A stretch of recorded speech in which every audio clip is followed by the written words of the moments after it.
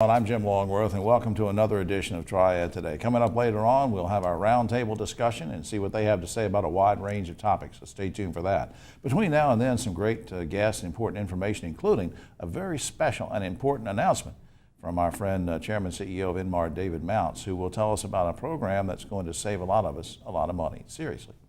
We'll get to that and a lot more. But first, I want to start by talking about greenways, not just every greenway, but one in particular in Greensboro and a big event that's coming to it and for it. We have two lovely ladies with us today to help us with that. Both of them have been guests on the program before. On my immediate right, Ruth Hyde is Executive Director of Community Engagement and Employee Wellness for Crumley Roberts, Attorneys at Law. And next to her is our good friend Dabney Sanders, Project Manager for Downtown Greenway for Action Greensboro. Welcome, ladies. Thank you. Great to be here. Dabney, I'm going to start with you. What is the Greenway and where is it? So the Downtown Greenway is a planned 4-mile walking and biking path, paved path that encircles and defines downtown Greensboro. And we've built about 1.5 miles of it so far. We are getting ready to go under construction on another 1.5 miles, and that'll just leave a final section for us to finish up. So when it's all done, you said it'll be 4 miles when it's all done. Yes. And that should be, I don't want to put you on the spot, we didn't rehearse this. I mean, looking ahead, will it be another year, 2 years, 3 years? When will it be? We hope to have it under construction in 2019 and finished up in 2020. But already lovely for what's been done. Yes, Yeah. and lots of usage already by the sections that are open. Now, what are the benefits of having a greenway in general? Well, there's so many benefits. Certainly economic development is a huge benefit. We are seeing that companies and people and businesses are interested in locating in and around the Downtown Greenway. We've seen lots of private development come in because of it. Health and wellness, obviously, encouraging people to lead more active and healthy lives.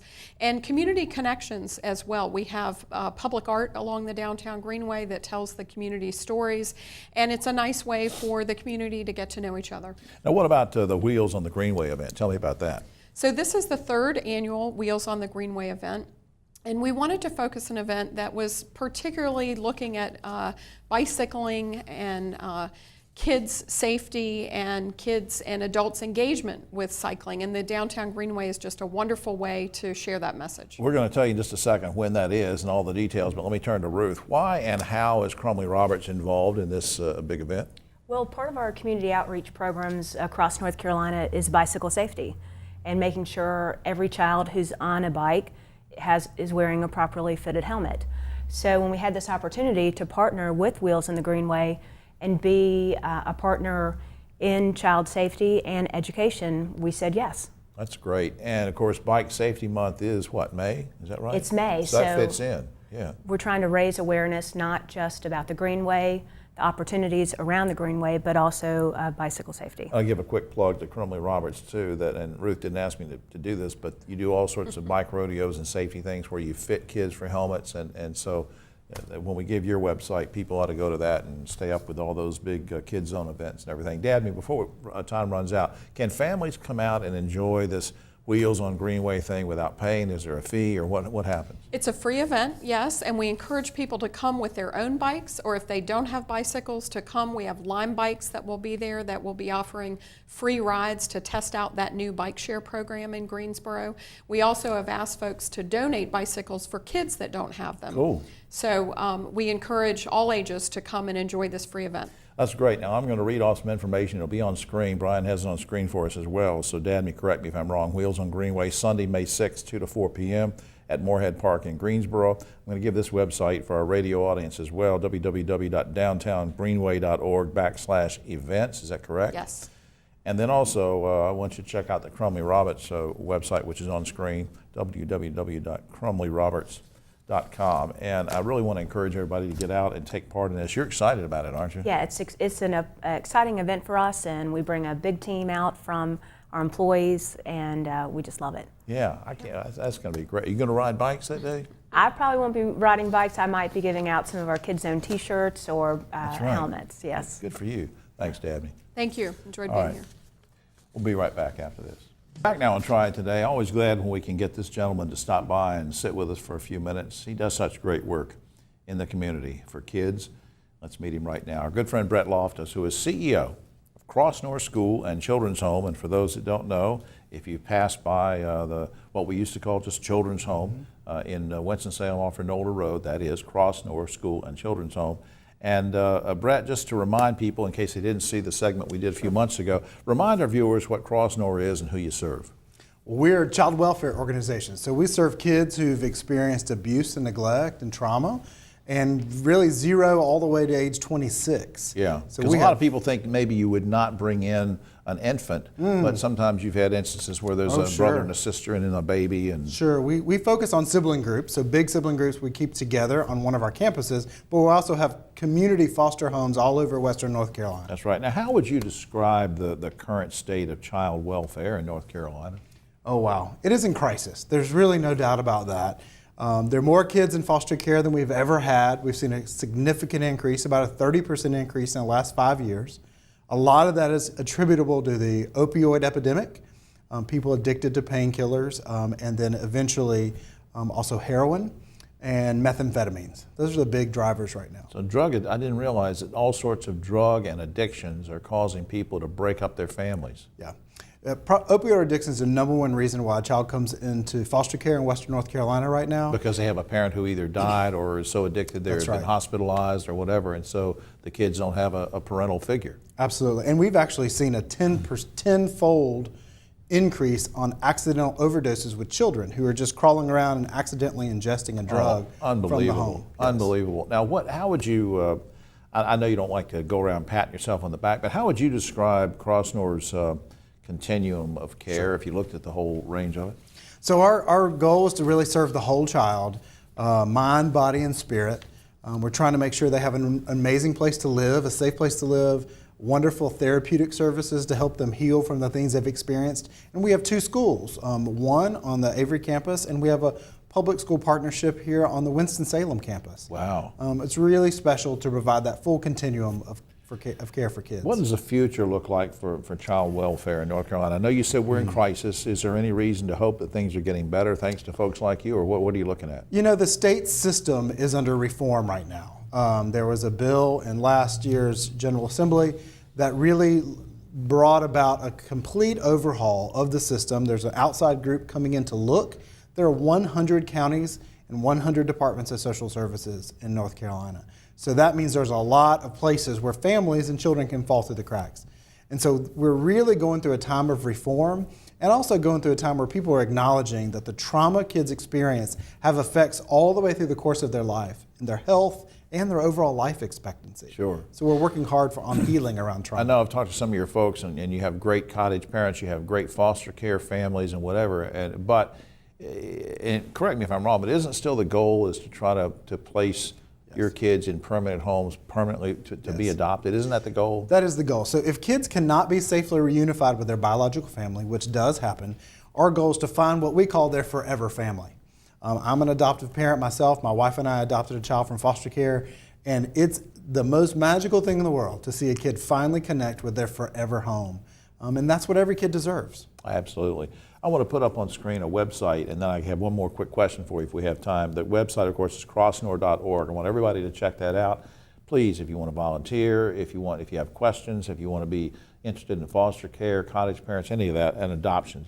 But very quickly, we have a few seconds left. What brought you to this career, Brett? I became a guardian ad litem when I was 19 years old. I saw the inside of a court system and realized that kids often get forgotten in the mix. And went to law school to be a child advocate attorney, and I've been doing it for over 20 years now. Bless your heart. I tell you what, if I could reach over, I would pat you on the back. But thanks for all you do, Brett. Thank you. Thank you. It's Appreciate great it a to be lot. here. Same here. Be right back. Triad Today, and it's time to talk about the United Way, but more than that, it's time to talk about how the United Way is helping the community. We're all helping each other. And you want to meet a lady who's really facilitating that? She happens to be sitting here, which is convenient for this conversation.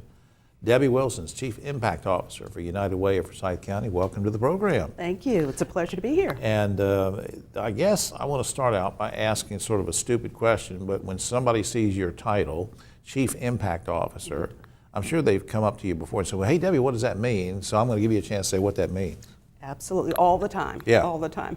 Actually, it means exactly what it says. I have the honor of working with our process within United Way that determines where we invest our money. So I get the honor of working with a lot of different organizations and entities to determine how we can best solve community problems and invest United Way funds to help. It's an make important those job, and we can get to some of those ways in a second. Before that, though, just bring me up to speed on this community campaign. Do you have a specific goal in mind of what you want to raise? What's going on? Yes, we're working to raise $15 million to support many programs and services in the community. As I mentioned, we fund on a collective impact sort of strategy so that we are looking at ways to bring partner organizations, agencies together to work on solving community problems. So, What kind of people and organizations are involved, can benefit when we talk about, investing money from the United Way?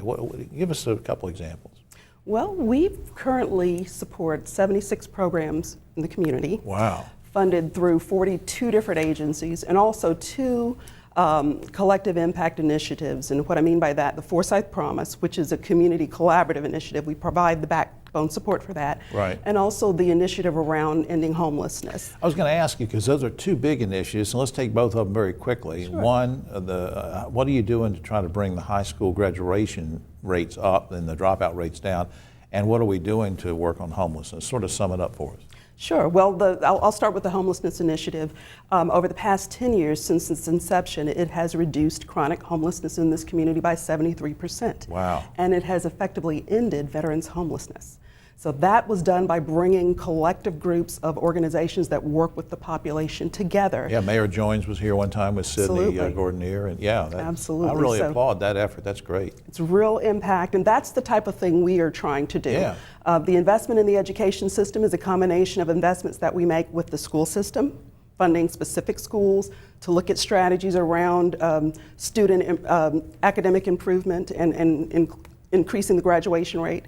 But also funding community organizations that support youth activities, after-school programming and tutoring and that type of thing. And that keeps the kids engaged, and that keeps them in school, and more. That just goes round and round. You're right. I think Absolutely. that. I mentioned the CEO of United Way, Cindy Gordonier, a good friend who's been here before. Yes. She talks all the time about collaboration.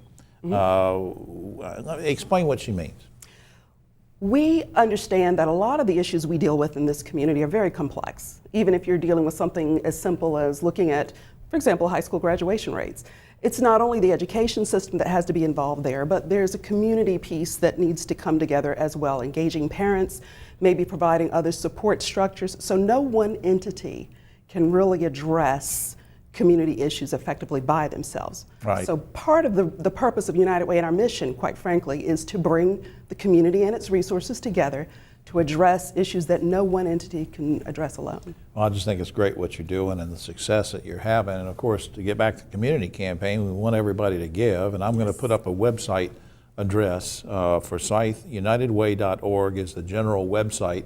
Can people learn from that website? And we didn't rehearse this or anything. I'm just, Sure. If they go to the website, can they learn how to give, or what's the best way to give money to donate to these things? They can donate directly online. We think sometimes of United Way and the traditional workforce campaign. The community campaign is just that. It's open to the entire community. So we want people to understand you can support this work whether you are a part of a workforce campaign or not. You can go and donate directly online. Because the money is going to help all of us. Where Every it goes. dime. And I tell you what, I just admire what you're doing. I really do. Thanks, Debbie. It's a pleasure to do the work. Thank you. Debbie, thank you. We'll be right back after this. Back now on Triad Today, and I would say this person's a special guest, but he drops by enough to where he's still special, I think. But he has a special announcement going on, and I'm just really excited about what's coming up here. So let's go right to him. David Mounts, of course, Chairman, CEO of Inmar. Welcome back, sir. Thanks, Jim. Good to see you. Before we let the cat out of the bag, let me just preface by saying that the times you've stopped by before, we've talked many times about analytics, the use of technology, and how you think it's so important in helping to improve wellness and access to health care for people. And now, I got this little birdie told me, in an email, sneaky email, that you're preparing to launch a program that's really going to help folks, I'm going to point to me as an old folk, and others, with the high cost of prescriptions. Now, what is this all about, and why is it exciting? We're really excited about this. We are launching a new program called Life in Check. and it is a discount program for medicines. So as you know, we've been known for years being very, very good at giving discounts and savings and issuing those out to consumers in all forms. We're able to make 200 medicines available at no cost. 200 different kinds of prescriptions Yes, at no cost. at no cost, and 80% of the other medicines at a much more favorable price. Oh, my and Lord. So it's a new program called Life in Check, and I'm happy to share more details with you. What now, is there will I have a card or something that I can show when I go to the pharmacy? What's going to happen here? Yeah, so you will enroll online. It's a direct-to-consumer program that's being made available by Inmar. You'll be able to go to the Life in Check website, which will be available in mid-April. You'll enroll, and you'll be able to print out your card right there from online, and also be able to have it available to you on your mobile device. Well, now I mentioned that I'm a senior citizen, but there are the different, I'm going to say groups, demographics, types of people. What kind of people will actually be able to benefit from this? Well, this is a great program. You talk about senior citizens, right? So people trying to augment their Medicare and reduce the amount of money they're spending on medicine. Self-employed professionals are another group. People that like real estate agents, others who may be independent in what they do, and they're looking for ways to save money on their medicines. This is a great product for all of those classes of people. We didn't plan this, we didn't rehearse this, but I just, and you don't have to answer if you don't want to. How can you possibly make this happen? I mean, this is such a great thing. Yeah, the reason we're able to do it is because we already have 60,000 grocers and pharmacies connected on our platform. And we know from that connectivity and those connections and relationships we have in place how they can offer medicines, and they'd like to draw those customers into their stores so that they can not only get good prices on medicine, but benefit from the other products and services I they got have you. So the available pharmacies and stores and other people are going to benefit in the long run from having, potentially, as they hope, more customer flow and that kind of thing. And you're helping them from the end of savings. And I mean, just give me an example. We don't have to mention a medicine, but if I walk in, I'm 65 or something, I've got a card, I can actually get, you said 200 different medicines for free? 200 medicines for free. So think of the everyday medicines that most people are on, and they're included in those categories. So if you're on a particular statin, or there are particular medicines that you use for your disease condition, you're going to be able to get those medicines for free. This is unbelievable. I've never heard of anything like this. Yeah, it's is this exciting. the first ever? It's the first ever. There's never been a discount card that's been able to do that. Now, you know, there's a monthly subscription fee or an annual subscription fee. So you're paying a subscription in order to get it. Right, but that's the nothing. amount is very, very small, and we've made it available either in a monthly or an annual basis. So Yeah. if someone's transitioning and they can't afford necessarily to go annual, they want to go monthly, there's a way to ease in and experience the program. There are people, unfortunately, you and I have talked about this, who will give up taking their meds because they have to make a choice between that and food for their kids or for a dog or something. And this is really going to alleviate this. I can't tell you how, well, you know how important it is, but I can't tell you how much I thank you for doing it. And I guess the last question is, do you have an exact launch date? Because here we are, end of the first week in April. Yeah, it's mid-April, so we're literally within days away. Okay. I don't want to say the specific date. I say keep your eyes open. We're really in the middle of launching this, so the website could be active at any time, but mid-April, and Life in Check. I always keep my eyes open when I'm sitting next to you because so much stuff comes out. You're doing so many things. I can't keep up with it. On screen, Inmar.com. Please check that out. This is this is exciting. This is so exciting. Thanks for doing this. Thank you. All right, pal. Take care. All right, check that out. We'll be right back. Now on Triad Today, just about time for the roundtable. Pick up your copy of Yes Weekly if you dare. I have a column in there this week. You may or may not like it. Don't tell me if you don't. And a quick shout out to our friend Ogie Overman, who had, as you know, a fall. We told you last week about that. He's had surgery since then. He's recuperating at home. I know you're watching, Ogie, from all of us here. Get well, pal. We're thinking about you. On my right is the lovely, talented president, head honcho of Dudley Beauty Products, Ursula Dudley Oglesby. Next to her is the lovely Dr. Don Martin, who is a professor at High Point University, former school superintendent, also vice chairman of the county commissioners in Forsyth. And next to him is our birthday special friend, Keith Granberry, celebrating a birthday. He's 75 years old. No, I don't know how old he is. And Aileen is celebrating one as well. Your lady friend is in the studio. That's right. Aileen, yeah. Well, you're going to do something nice for her? Absolutely. Well, that's not appropriate for you. All right, over All right, the first topic, guys and gals. Over the past year, Hartnett County has spent over $20,000 in emergency resources to respond to false reports of a school shooting. Kids are calling in these hoaxes. County officials now want to make parents pick up the tab if their child is responsible for a hoax. Good idea or bad idea? Ursula? I think parents should shoulder some of the responsibility. I think the child needs to shoulder some responsibility, but I think the parents need to help as well. It'd be a big bill if they get it, Don. What do you think? Well, I think clearly there needs to be some counseling for both the child and the family, and then maybe a fine that goes along with that. A fine, but who picks up the tab? Well, I think law enforcement has to respond to those things. A lot of times folks don't have any money, so that's not going to, and it's not going to collect that money, and nobody needs a record for that.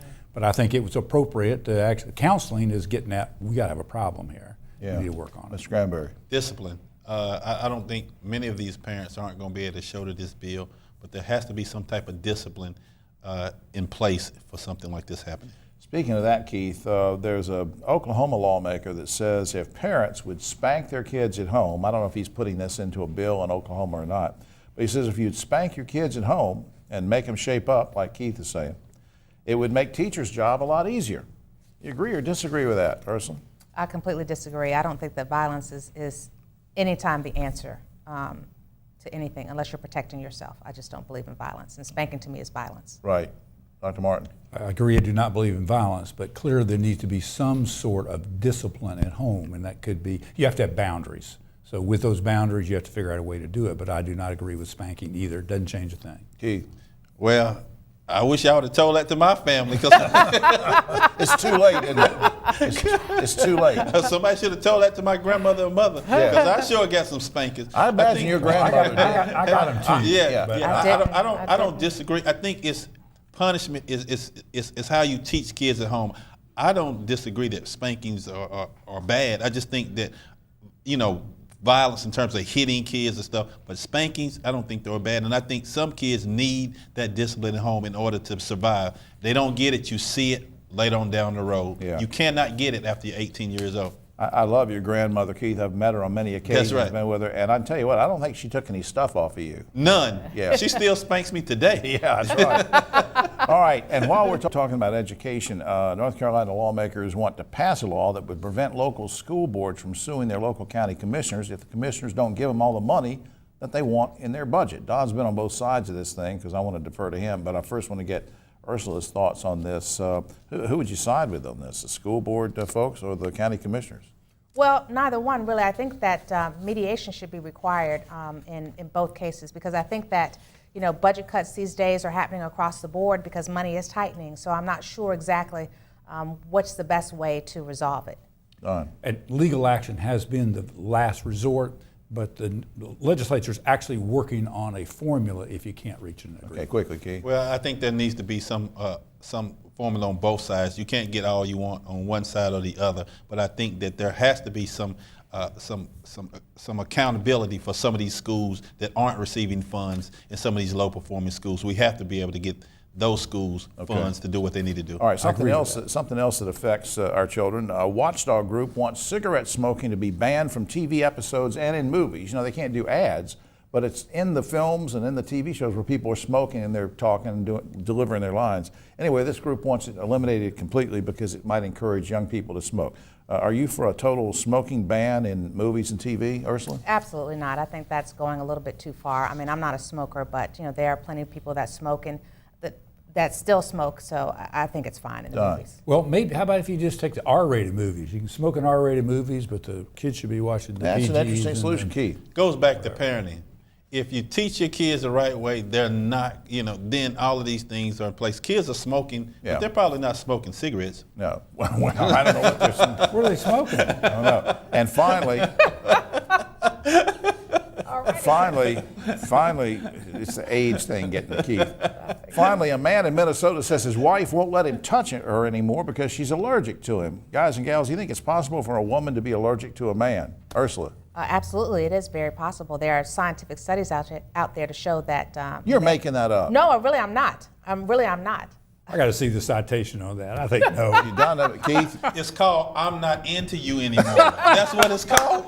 I mean, can we, That's a whole new allergy. That's Dr. You can't. That's right. You Dr. can't. Keith. You take. Yeah. You can't take Claritin for that. No, you That's can't. it. No. All right. Well, that's all the time we have. Oh, except for this. Duke Energy says it's now using manure to power some of its plants.